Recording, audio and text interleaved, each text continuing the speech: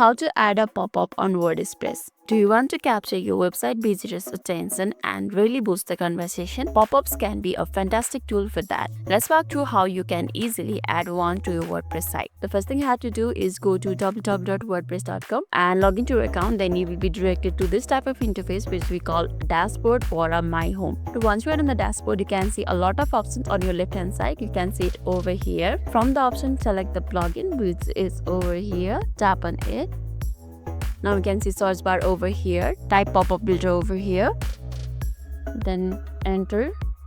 Now you can see a list of pop-up builders. My favorite is this one. Let's tap on it.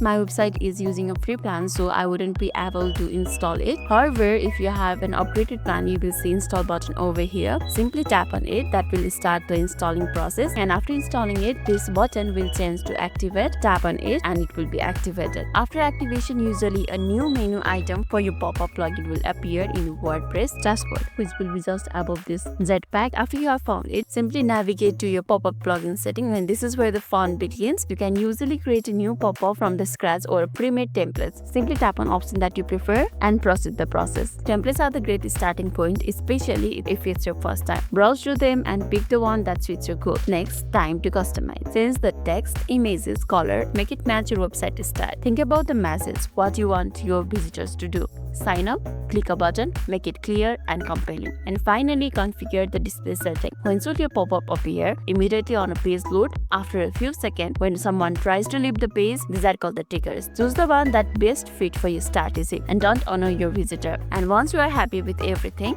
save your settings and make sure your pop-up is set to live or active. After that, visit your website and see it in action. And that's it. You have successfully added a pop-up to your WordPress site. Experiment with different design and triggers to see what works best for you. Have fun and boost this conversation. And if this video made your day a little bit easier, don't forget to like and subscribe for more amazing tips. Thanks for watching and see you in the next video.